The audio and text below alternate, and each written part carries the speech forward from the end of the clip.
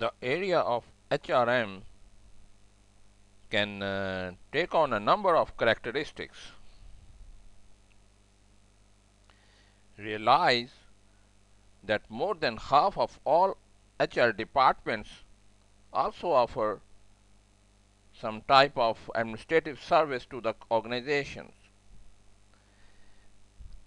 These might include making childcare arrangements, providing security, or operating in-house medical or food services. Yet, in spite of the different configurations in typical non-union HRM department, we generally find four distinct areas. One is employment, second, training and development, three, compensation or benefits, and finally number four, employee relations. Usually reporting to a vice president of human resources, managers in these four areas have specific responsibilities. Number one is employment. The main thrust of the employment function is to promote the activities of the staffing function. Working in conjunction with the positive control specialists, either in compensation and benefits or in a controller's office, the employment department embarks on the process of recruiting new employees. This means correctly advertising the job to ensure that the appropriate knowledge and abilities are being sought. After sorting through resumes or applications, the employment specialist usually conducts the first weeding out of candidates also applied but do not meet the job's requirements.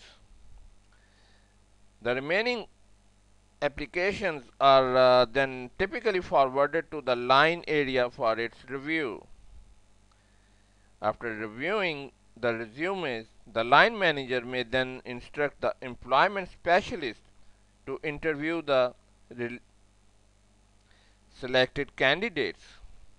In many cases, this initial interview is another step in the hiring process.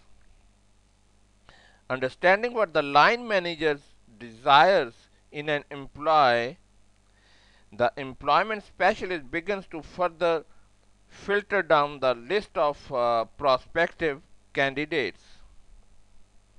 During this phase, candidates who appear to fit the line area's need typically are scheduled to meet with the line manager for another interview. It is important to note that employment specialist's role is not to make the hiring decision, but to coordinate the effort with line management. Once the line area has selected its candidate, the employment specialist usually makes the job offer and handles the routine paperwork associated with hiring an employee. Now the second is training and development. The training and development section of an organization is often responsible for helping employees to maximize their potential. Their focus is to enhance the personal qualities of the employees such that the improvements made will lead to greater organizational productivity. More importantly, the training and development members are often better known as the organization's internal change agents. The role of these change agents or organizational development specialists is to help the members of the organization cope with change. Changes that occur in an organization come in many forms. It can be cultural change, where the philosophy, values, and ways of operating are changed by top management. For instance, changing from a production focus of producing whatever the company wants and selling it to the public, to a marketing focus whereby what is produced and sold is contingent on consumer demand, requires a new organizational orientation. A change may also occur in the organization's structure, which can result in layoffs, new job assignments, team involvement, and the like, and uh, and uh, and again requires new orientations by the organizational members. We may also see changes in procedures or policies where employees must be informed and taught to deal with such occurrences. For instance, a growing concern of companies has been to implement policies to stop sexual harassment from occurring in the organization. Not only must employees understand what constitutes sexual harassment, but they must also become more sensitive to issues surrounding a diverse workforce. Training and education often lead this charge as the best form of prevention. Training and development may also include career development activities and employee counseling to help people make better choices about their careers and to achieve their desired goals. Now, the third is compensation and benefits. Work in a compensation and benefits area is often described as dealing with the most objective area of subjective field. As the name implies, compensation and benefits is concerned with paying employees and administering their benefit package. These tasks are by no means easy ones. First of all, job salaries are not paid on a whim. Rather, dollar values assigned to positions come from elaborate investigations and analysis. These investigations run the gamut of simple, logical job rankings to extensive analysis. Once these analyses are finished, job ratings are statistically compared to determine the relative work of the job to the company. External factors such as market conditions, limited supply of potential workers, and the like may affect the overall range of job worth. Additionally, analysis is conducted to ensure that there is internal equity in the compensation system.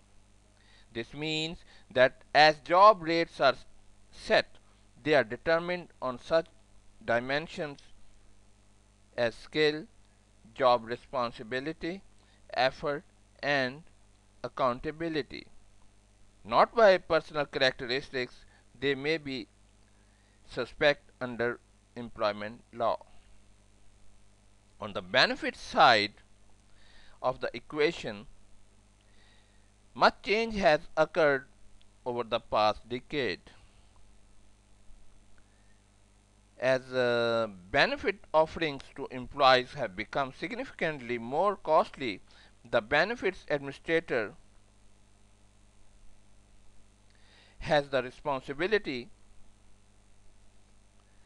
responsibility of piecing together a benefits package that meets the needs of the employees while simultaneously being cost effective to the organization.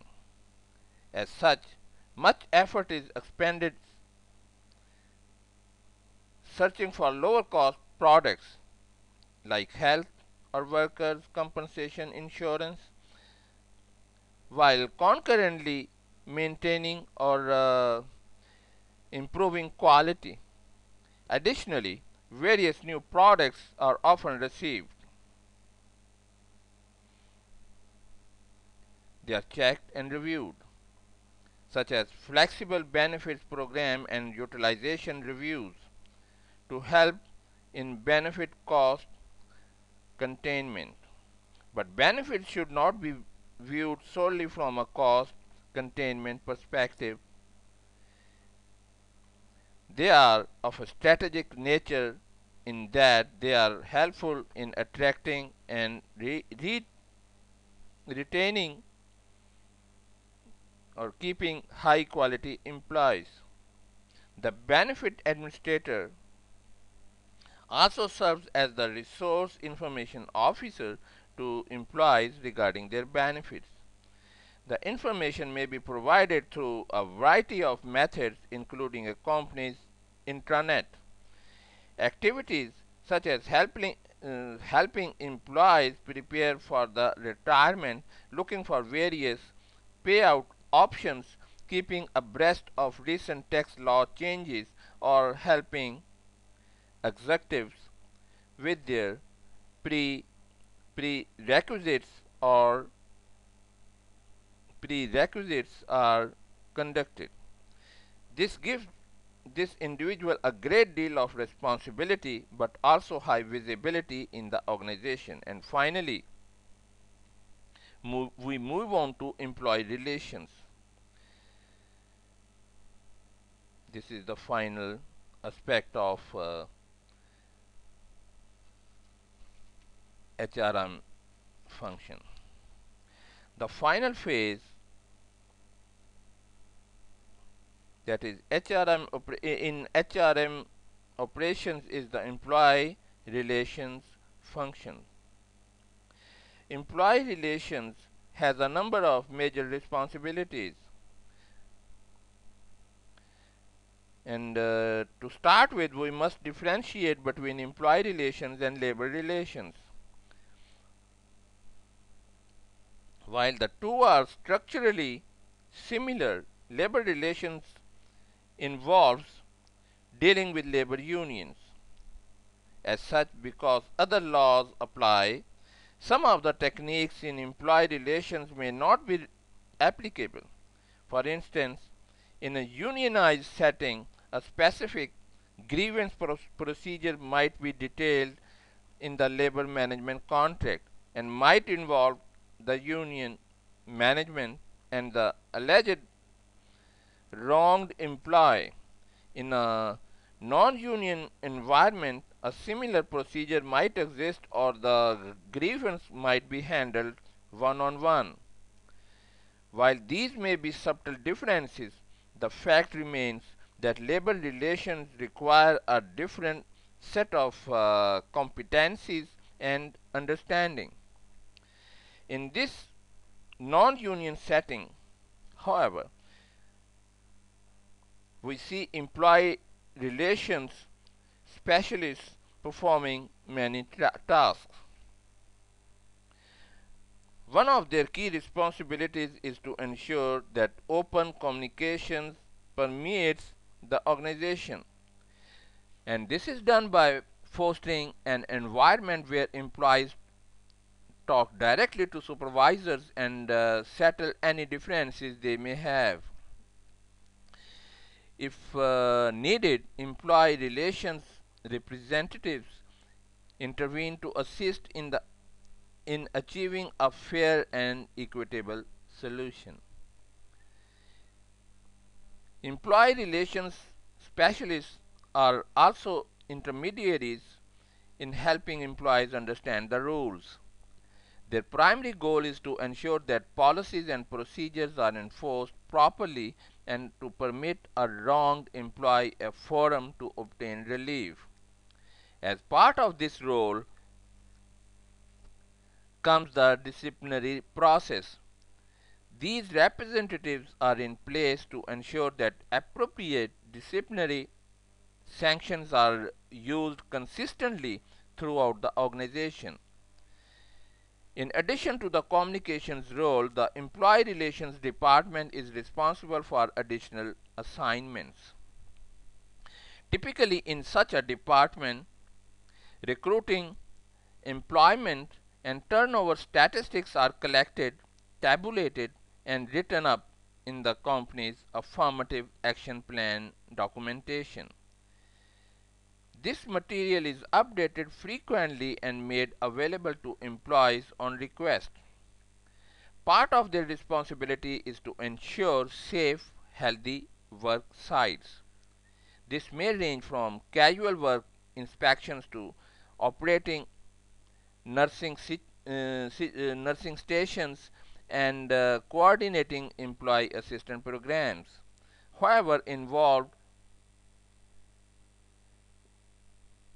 the premise is the same: to focus on those aspects that help make an employee committed and loyal to the organization through fair and equitable treatment and by listening to employees. And finally, there is the festive side of employee relations. This department is typically responsible for company outings, company athletic teams, and recreational and recognition programs. Whatever they do under this domain, the goal remains having programs that benefit the workers and their families and make them feel part of a community. Log on to my website www.asifjmeer.com. I also invite you to visit my blog at asifjmeer.wordpress.com. This will give you a lot of relevant information. Thank you for your time. Thank you for listening. Have a wonderful day.